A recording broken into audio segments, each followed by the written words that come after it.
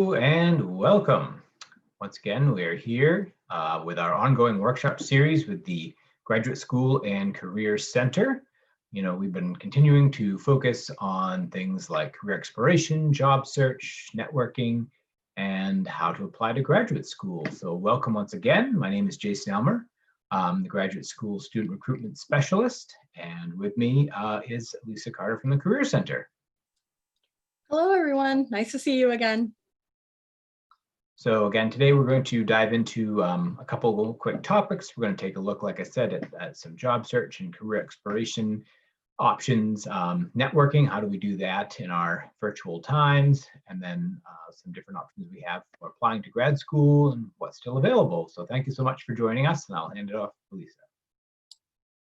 All right, everyone. So today we are going to touch on some of the topics that we have talked about before, but we're going to hit what Jason said. We're going to do a little career exploration, and we're going to think about how we can make the best of the pandemic and where we are right now, currently in the situation, as well as thinking about how can we network or build upon our already networking skills that we already have. So when we first think about it, I think many of us are currently in a situation where we are needing to make the best of the situation. And I think the great part right now is that we do have a little bit more time on our hands. Maybe some of the activities that you have done aren't occurring right now, or they're occurring online. And so I think that people end up having just at least a little bit more time on their hands. So one of the things that we're thinking about doing is how can we best take advantage of where we are right now. And it's amazing because so many organizations and companies and nonprofits and things like that are doing amazing things online that we can all take advantage of. So that's one way to think about it is boosting your skills. And so there might be free college classes. There might be different streaming online things that you can take advantage of. So I would encourage everybody to kind of take a minute and look in their local area, but also, look across the country, because things are really accessible right now, and it's a great way to boost your skills. And so to be able to take advantage of now that we might have at least a little bit more time. So when we think about career exploration, so where can you get more information out there about the different types of careers that you may be looking to change into, or you may just be looking to kind of expand your skills and possibly look to do a new career path? And so I think that there's two ways to go about it. One, you can stay local. And so thinking about following different social media pages, Instagram, Facebook, those types of things, and see what are local businesses doing. Follow different local chamber of commerces. Just kind of have a bit of a tap into your local area, and then you can see who's hiring, who's not. What type of things are happening in your community, and then that might kind of lead you down the rabbit hole of gaining more information about certain types of careers. So I would say one is look on a local level. Two is you might be really interested in, again, looking beyond that. I think we all know how to utilize Google, but how can we go beyond Google? So looking into different types of corporations and seeing, what are they all about, and trying to pinpoint things a little bit more than just Googling, because I think Googling can be really overwhelming for people. There is a neat website that is out there right now that has been kind of tailored since the pandemic has begun. So let me go ahead and share that. It's called Candor. Let me go ahead and share my screen.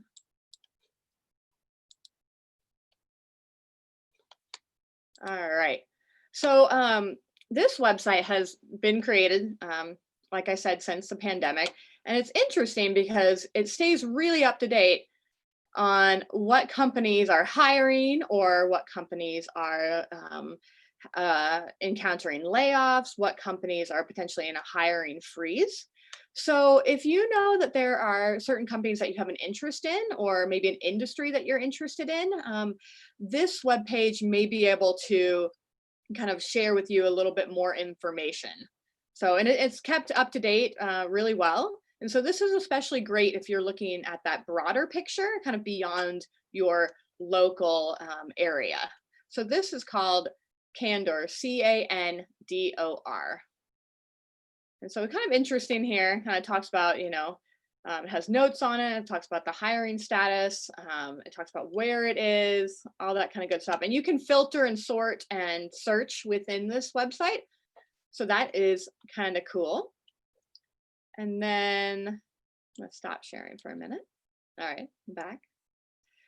So when thinking about career exploration, I would say just think about it in those two different ways. Think about it in terms of your local area and seeing what is occurring where you are, and then thinking beyond that and thinking about, what are different organizations doing across the country. So I think I might want to shift into networking just a little bit.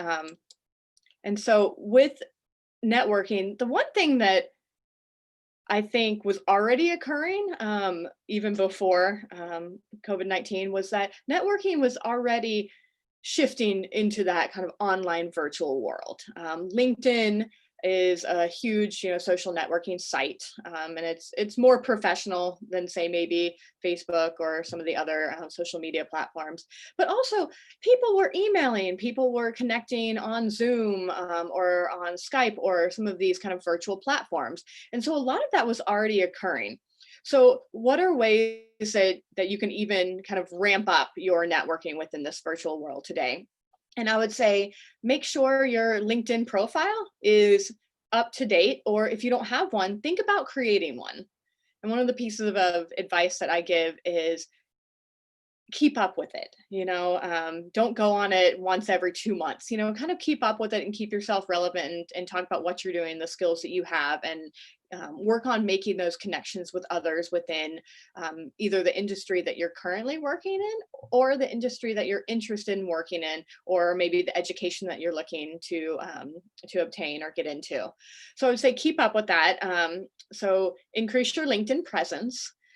From there, I think that just trying to connect with people in general. Like I said earlier, we might have a tiny bit more time on our hands right now. So think about connecting with previous bosses or previous coworkers and just checking in, seeing how are they, what's happening in their world, maybe update them on what's happening in your world and say, hey, you know what, I got this promotion, or I've been furloughed and I am looking to, shift careers, or I'm looking to go back to school, and kind of starting to reconnect a little bit, I think can be really good right now for us to take the time to do that.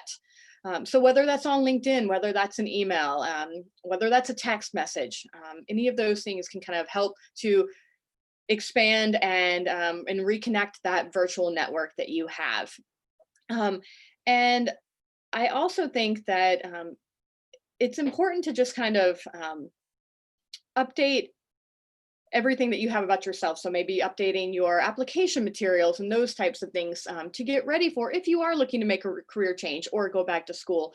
And that'll help keep everything kind of relevant for you. And so that when you do decide that you want to make that choice within career explorations or going back to school, that you'll be ready to do so.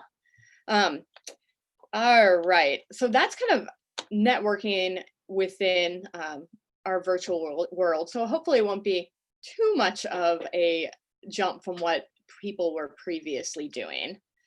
And then I think lastly, for my area is now that we do have a little bit of time on our hands, or maybe, we have more time to think maybe, it is really interesting to think about your values and are your career goals and the profession that you're currently in, is that matching up with your current values in life? And I do think values change over time.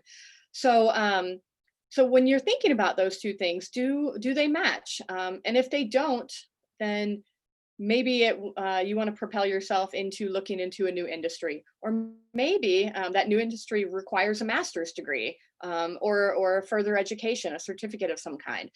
And so I think that when you're starting to think about your values, see where those two things line up. And I do want to show you one thing before I hand it off to Jason. I'm going to screen share one more time. So you may say, oh, I don't know, I don't know what I really want to do, or, at least I know that I'm not happy in what I am doing. And so ONET online is a really great free resource. And so one of the areas that I go over to this far right-hand side and I toggle down to my next move. And so this area could at least possibly give you some more information about some different industries and careers. Or so you can kind of see it says like, I want to be this. And you can say, you know what, I want to be a nurse practitioner. And you can look it up and figure out, okay, what do I need to do to go down this career path? Or you can say, you know what, I really want to be in healthcare, or I really want to be in a helping profession, or I really want to be in education. Whatever it might be, you can go here and you can browse the careers by industry and to give you a little bit more information. And then if you just know that your values and what you're currently doing really don't match up, you may want to go here and say, I'm not really sure what I want to do. And then you can answer a series of questions that might to help tailor down to some interesting industries and professions that might kind of spark, oh, you know what? That sounds really exciting. I'm going to look further into that. So this is a great area to just do a little bit of career exploration here as well. I'm going to stop sharing. And so as you do this career exploration, that may lead you into finding out that you need further education. Maybe you need a certificate. Maybe you are just interested in taking some graduate level courses. Maybe you're looking to get that master's degree or the doctorate. And that is where Jason comes in and can talk to you a little bit more about the University of Maine's grad school.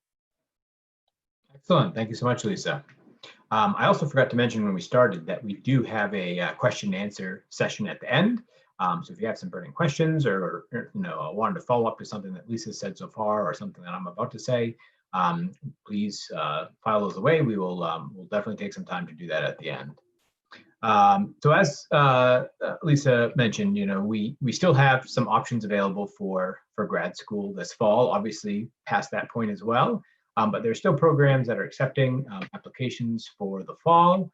So we're going to take a look at that. We'll take a look at how sort of networking applies to graduate school in general, and then a couple other quick options. So I'm going to go ahead and share my screen as well.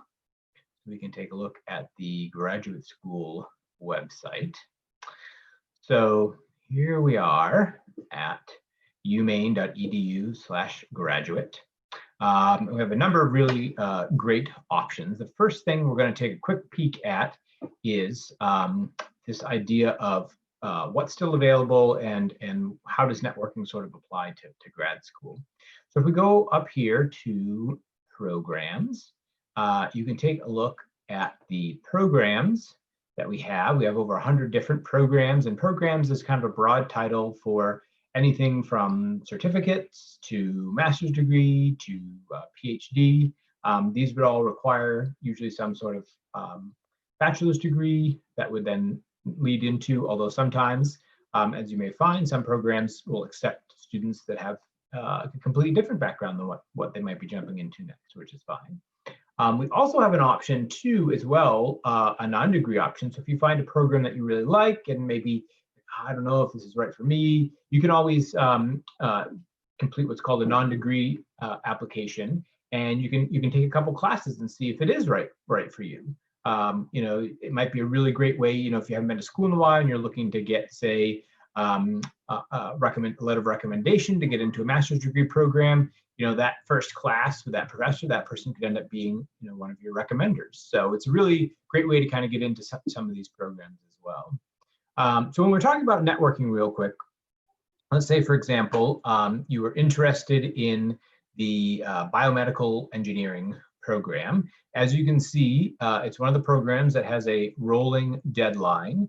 So that means that they accept applications throughout the year, and you don't have to apply by a specific time.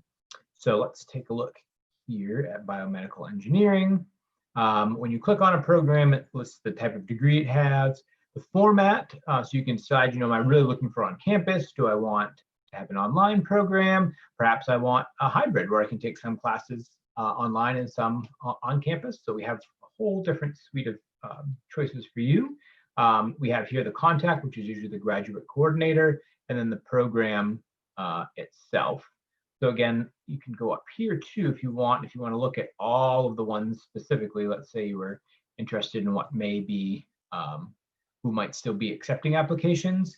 A good idea always is to either reach out to myself or the contact person for that program and just double check, are you still accepting programs? If you're applying for some sort of assistantship, is there still funding available? Those sorts of questions. But we still, we have a number of programs that are listed as rolling. So we can always take a look at one of those. And again, when it comes to networking, the main thing to think about for a lot of these programs, especially STEM programs, is that they require you to, several of them require you to connect with a faculty member ahead of time so that you can set up, they can become your faculty advisor, and oftentimes you end up working with them in some capacity, either as under a teaching assistantship or research assistantship. So how do we set up that relationship? What do you look for? How do you connect with those individuals? I'm just going to pick a completely random program. Let's take a look at zoology, for example. So this program here actually lists right here, independent research under the direction of a faculty advisor is a major component of all these programs. So they kind of let you know right out of the gate that you are going to need a faculty advisor. So you kind of have two initial options that you can take a look at. For most of these programs, when you go onto their program website, and we take a look at the graduate options, they have some sort of research focus. So this is this particular school, the School of Biology and Ecology, calls it research focus clusters. And you can click on these, and in this case, they list different types of things that they've been studying, and you click on here, and then it lists the faculty members who are associated with whatever specific thing you're looking at researching. And then you can click on their biography and read all about them, what they're interested in. A lot of them will list on here if they are specifically or not specifically taking students on for the next semester. And you can find out if they're going to be a great fit for you and reach out to them. And it is very much like, for this particular relationship, sort of applying for a job. Like I said, a lot of times you'll be working closely in either a teaching assistantship or research assistantship role with these faculty members. So you want to be professional. You have to write a cover letter. Hey, this is me. This is what I'm interested in. This is what I'm going to bring to your program, etc. And it really is kind of a cold open, if you will. You are reaching out to them kind of out of the blue, introducing yourself and explaining why you would be a good fit. Again, this particular biography, these biography pages are a great resource for you, so you can read up all about what that professor has been doing, and make sure that in addition to incorporating what you're all about, that you can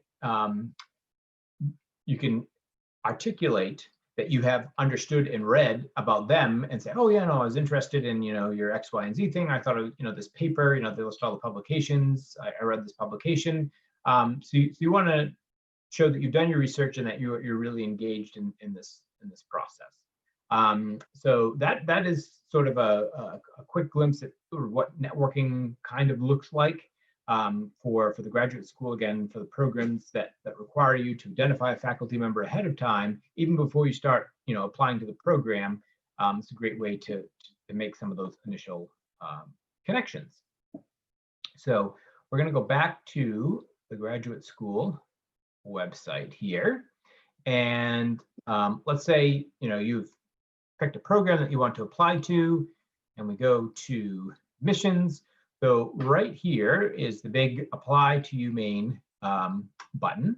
We've really sped up the, there's a whole host of different college applications out there and what have you, and perhaps in the past you've applied to school and it was a really onerous process. This has been really streamlined. If you have all of your documents, you have your transcripts, you have your recommenders all lined up. This takes less than 30 minutes to do.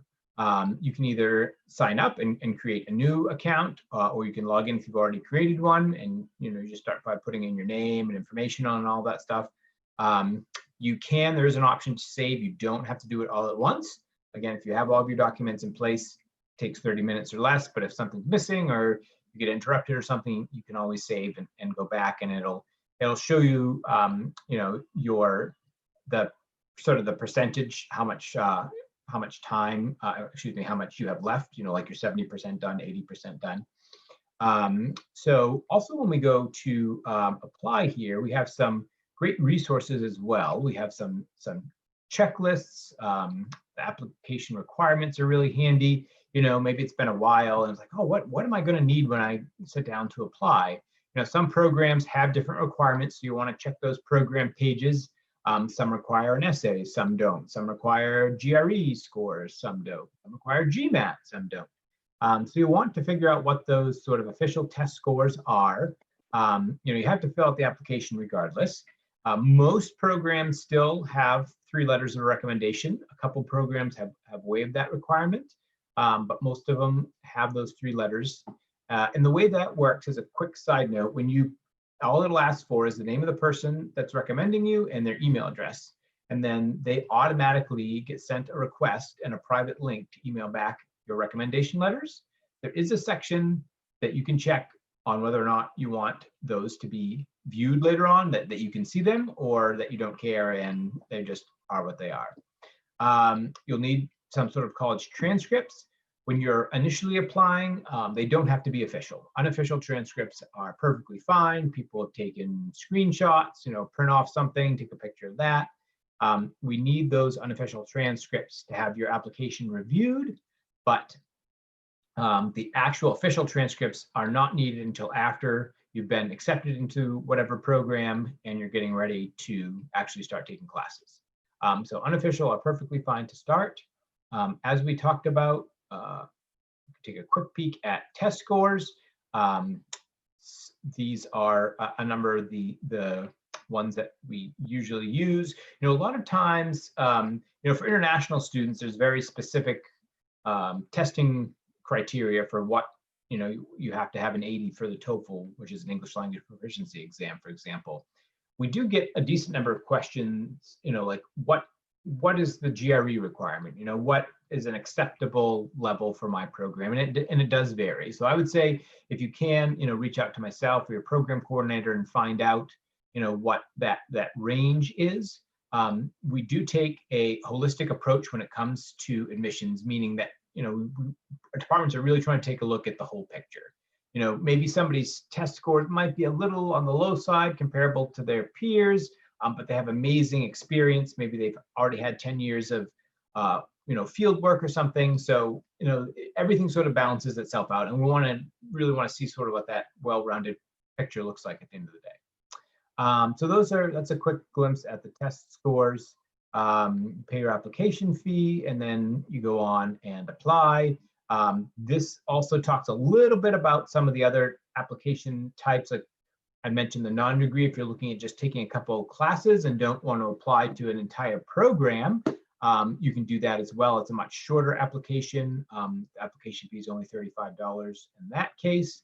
And you just basically need your transcripts. And usually you end up emailing the professor saying, I'd love to take your class. I'm not in a degree program, but, gee, I'd love to, take finance, 510 or something like that. Those are a couple different tools for when you are going to apply. And it looks like we actually have some questions already. So I'm going to wrap up here in just a second and we'll jump into question mode. The last thing that I'm going to put up here, up at the top in this visit section, because we are in our pandemic protocols, we're doing everything virtually. So this is myself here. You can request a time to set up a Zoom meeting with me if you want. or you can email me as well. My email address is down here, jason.elmer@maine.edu. Love to hear from you if you have any questions. So let me stop sharing my screen. Jason, do you mind if I add something about the non-degree program? Please do. I think that sometimes that can go really well with career exploration because maybe you don't want to completely commit yet to going and getting a master's degree or going and getting a doctorate. And so sometimes, I mean, I started in a non-degree program for my doctorate, and it was great because it was kind of just like getting my feet wet a little bit and saying, you know what, can I still work and take a class, and can I balance that with my life? And also, am I really interested? Is going back to school something that I really want to do? And I think starting in a non-degree program was a great way to do that, to just kind of get a little bit of a taste of what the faculty are like and what the classes are like and the workload before fully committing to a program. And again, I think some people might obviously want to fully commit, but others might not. And so thinking about kind of exploring different careers, that could be another way of doing that. Yes, to borrow a tired phrase, the sort of try before you buy type of thing.